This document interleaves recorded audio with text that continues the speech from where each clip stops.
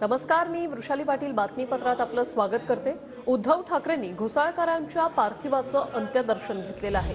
यावेळी आदित्य ठाकरे, रश्मी ठाकरे आणि राऊतांनीही अंत्यदर्शन घेतले। थोड्याच वेळात घोसाळकरांच्या पार्थिवावर अंत्यसंस्कार होणार आहेत। अभिषेक घोसाळकरांच्या घराबाहेर सध्या कार्यकर्त्यांची गर्दी आहे।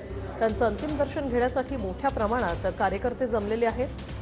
थोड्याच वेळात घोसाळकरांच्या पार्थिवावर अंत्यसंस्कार होणार आहेत। यावेळी उद्धव ठाकरे, रश्मी ठाकरे आणि आदित्य ठाकरे यांनीही त्यांच्या पार्थिवाचं अंत्यदर्शन घेतलेलं आहे।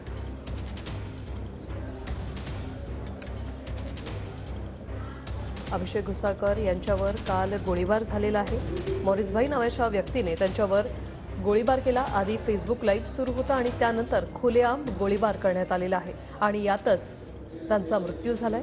आज त्यांचं पार्थिव अंत्यदर्शनासाठी ठेवण्यात आलेलं आहे आणि त्यांचं अंत्यदर्शन घेण्यासाठी मोठ्या प्रमाणात कार्यकर्त्यांची गर्दी सध्या त्यांच्या घराबाहेर जमलेली आहे। सध्या अभिषेक घोसाळकर हत्या प्रकरणात रोहित शाहू नावाच्या तरुणाला पोलिसांनी ताब्यात घेतलेलं आहे।